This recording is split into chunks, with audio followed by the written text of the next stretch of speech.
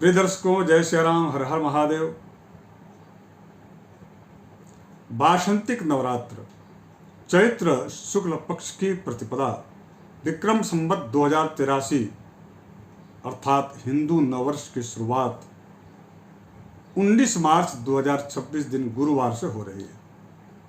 प्रिय दर्शकों, यदि हम इसको ज्योतिष के गणना के अनुसार कल्प आरंभ से लें तो 1,95,58,85,127वां वर्ष 19 मार्च 2026 से शुरू हो जाएगा। यानी कि आप जो है 4,32,00,00,000 जो कुल कल्प की आयु है, उस 4,32,00,00,000 में से आप जो है 1,95,58,85,126 वर्ष आप बिता चुके हैं और अब 19 मार्च को आप 127वें वर्ष में प्रवेश कर जाएंगे। और इस पावन अवसर पर आप सभी प्रिय हमारे YouTube परिवार के दर्शकों, आप सबको हार्दिक बधाई, समस्त जन जन को हार्दिक शुभकामनाएं हिंदू नववर्ष की। अब आइए चर्चा करते इस कार्यक्रम में जो शक्ति की आराधना है, जो भगवती दुर्गा की जो आराधना है, उससे जुड़े हुए कुछ विशेष विषयों पर हम आज चर्चा करेंगे इस कार्यक्रम में। मैं आगे बढ़ूं इसके पहले छोटा सा मेरा आग्रह है कि यदि आप नए दर्शक हों तो आप सब्सक्राइब कर लीजिएगा और इस वीडियो को आप शेयर कर दीजिएगा। दर्शकों, मैं इस कार्यक्रम में ये भी बताने वाला हूं, इस बार की चैत्र नवरात्रि में अष्टमी कब पड़ेगी और नवमी की पूजा कब होगी और श्री राम नवमी का व्रत और पूजा भगवान राम जी का कब करना चाहिए, इस पर भी हम विस्तार से चर्चा करेंगे। साथ ही साथ में कौन सा ऐसा प्रयोग अर्थात उपाय आप करें जिससे आपके परिवार में किसी भी प्रकार के आभिजात्य जो प्रयोग होते हैं या आभिजात्य जो कुछ भी लोगों के द्वारा किया और कराया जाता है, उससे आपको जो है मुक्ति मिल जाए अथवा उससे आपकी रक्षा सुरक्षा हो जाए। ऐसा कौन सा उपाय करें, मैं इसकी भी चर्चा करूंगा। दर्शकों, कार्यक्रम थोड़ा लंबा हो सकता है, धैर्य बना करके और आप इस पूरे कार्यक्रम को सुनिएगा। यदि जल्दबाजी होगा तो आप दूसरा कोई काम कर लीजिए, लेकिन दर्शकों इस कार्यक्रम को आपको सुनना जरूर चाहिए, इसलिए चूंकि इसमें बहुत अच्छी जानकारी है। सबसे पहली बात कि दुर्गा जी की जो ये आराधना है, शक्ति उपासना, यह 19 तारीख को आप यदि कलश स्थापन का मुहूर्त आप पूछें तो निश्चित रूप से प्रातः काल, यानी कि 19 तारीख को 19 मार्च को दिन गुरुवार है, उस दिन प्रातः यानी कि सूर्योदय के बाद से लेकर के और 10 बजकर के दिन के 38 मिनट के पहले पहले आपको कलश स्थापना और दीप प्रज्वालन कर लेना चाहिए।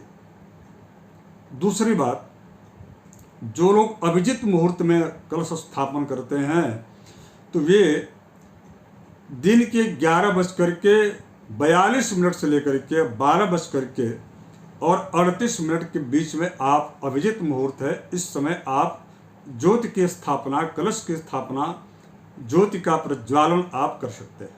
ये 2 मुहूर्त हैं। इसके अतिरिक्त मैं आपको सावधान करूंगा कि चैत्र के नवरात्र के कलश स्थापना का मुहूर्त चौघड़िया मुहूर्त के अनुसार नहीं किया जाना चाहिए, क्योंकि इसका जो मुहूर्त होता है वह मुहूर्त जो है विशेष रूप से, जैसा कि श्रीमद् देवी भागवत में भगवती ने स्वयं कहा है, इसमें प्रतिपदा तिथि का अनिवार्य है होना। साथ ही साथ में यह जो है अभिजित मुहूर्त की अत्यधिक महत्ता है और यदि प्रातःकालीन हो तो वह और भी विशिष्ट हो जाता है। इसलिए हमने आपको समय बताया कि आप जो है प्रातः से लेकर के 10:38 के बीच में कलश स्थापना जरूर कर लीजिएगा। तो हो गया उत्तम मुहूर्त की बात। अब हम चर्चा करेंगे दर्शकों विशेष क्या इसमें करना चाहिए। भगवती देवी को सबसे अधिक यदि कोई चीज प्रिय है तो वह है खीर। भगवती को आप जो है खीर का भोग लगाएं। यदि आप व्रत है तो आप प्रसाद अन्न वाला न लें, लेकिन जो आपके घर में छोटी जो बच्चियां हैं, भगवान देवी के प्रसाद को में रूप में खीर चढ़ा करके और उनको आप खिला दें। दूसरा, देवी भगवती के जो है देवी महात्म्य का, जो कि मार्कंडेय पुराण के 81वें अध्याय के बाद का 13 अध्याय, हम जिसे दुर्गा सप्तशती के नाम से जानते हैं। मार्कंडेय पुराण के 81वें अध्याय के बाद का जो 13 जो अध्याय है, उस 13 अध्याय को हम दुर्गा सप्तशती अर्थात जो है ये एक्चुअल में देवी महात्म्य है। और देवी महात्म्य में विशेष करके महाकाली, महालक्ष्मी और महासरस्वती, इन 3 देवियों का विशेष रूप से उनकी महत्ता और उनके महात्म्य के बारे में बतलाया गया है।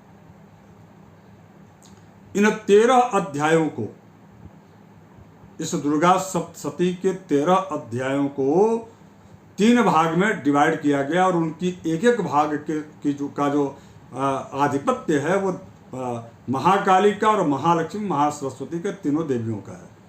प्रथम जो चरित्र है, वह प्रथम चरित्र जो है वह प्रथम अध्याय है, जिसकी शुरुआत ओम ऐं मार्कंडेय उवाच से होता है। और उस प्रथम चरित्र में अर्थात प्रथम अध्याय में महाकाली के बारे में चर्चा किया गया है। देवी महाकाली के महात्म्य के बारे में विस्तृत चर्चा की गई। अब इसके बाद से मध्यम चरित्र, यानी कि पूरे 13 अध्याय के डिवाइडेशन जो किया गया 3 भाग में, उसका जो दूसरा भाग है उसको मध्यम चरित्र कहा जाता है। और इस यह जो मध्यम चरित्र है वह दूसरे अध्याय से लेकर के और चौथे अध्याय तक, यानी कि दूसरा, तीसरा और चौथा, ये 3 अध्याय मध्यम चरित्र के अंतर्गत आता है। और दूसरे अध्याय की शुरुआत होती है ओम ह्रीम ऋषिर्वाच, यानी कि इस जो है दूसरे यानी कि मध्यम चरित्र का जो बीज मंत्र है वह ह्रीम शब्द है, और प्रथम चरित्र का जो बीज अक्षर है वह ऐम अक्षर है। और जो तीसरा जो चरित्र है, यानी कि तीसरा जो भाग है इस 13 अध्यायों में, वह 5वें अध्याय से लेकर के और 13 अध्याय के लास्ट तक, इसको उत्तर चरित्र कहा जाता है। और इस उत्तर चरित्र की जो आधिपत्य जो देवी हैं वह महासरस्वती हैं, और मध्यम चरित्र की भगवती लक्ष्मी है। और उत्तर चरित्र की शुरुआत जो होती है वो ओम क्लीम ऋषिर्वाच से होती है, यानी कि पूरे तीनों चरित्र, यानी कि 13 अध्याय को 3 भाग में यदि हम 3 चरित्र में बांट दिए, और तीनों चरित्र की जो देवियां महाकाली, महालक्ष्मी, महासरस्वती, जो क्रमशः जो देवियां हैं, इन 3 देवियों का जो बीज अक्षर है वह बीज अक्षर है ओम, पहला ऐम, दूसरा ह्रीम और तीसरा क्लीम। इन्हीं 3 बीज मंत्रों पर पूरा का पूरा दुर्गा सप्तशती आधारित है। यदि आपको पूरा 13 अध्याय श्री दुर्गा सप्तशती का यदि आप पाठ न कर पाए यदि किंचित किसी मात्र जो है कारण से, तो आप ऐम ह्रीम क्लीम चामुंडाय विच्चे इस नवार्ण मंत्र का यदि आप जाप कर लेते हैं तो इतना करने मात्र से भी आपको दुर्गा सप्तशती में महाकाली, महालक्ष्मी, महासरस्वती की आराधना उपासना का फल प्राप्त हो जाता है। किंतु यह तब की स्थिति है जब आपके पास समय का अभाव हो, अथवा पाठ करते समय यदि कोई ज़्यादा त्रुटियां हो रही हों, अथवा अन्य कोई कारण हो। लेकिन प्रयास तो पहला ये करना चाहिए कि आपको दुर्गा पाठ करना चाहिए और तीनों चरित्र का एक ही बार पाठ करना चाहिए। अगर यदि आपको ऐसा लगता है कि नहीं हम 13 अध्याय नहीं कर पा रहे, समय का अभाव है, तो आप उसको जो है प्रथम चरित्र का एक बार कर सकते हैं, उसके बाद विश्राम ले सकते हैं, और दूसरे चरित्र का एक बार पाठ करके, यानी कि दूसरे अध्याय से लेकर के और चौथे अध्याय तक, उसके बाद विश्राम ले सकते हैं। पुनः 5वें अध्याय से आप पाठ प्रारंभ करके फिर सीधे आपको 13वें अध्याय में ही विश्राम करना चाहिए। यही दुर्गा पाठ करने का विधान है।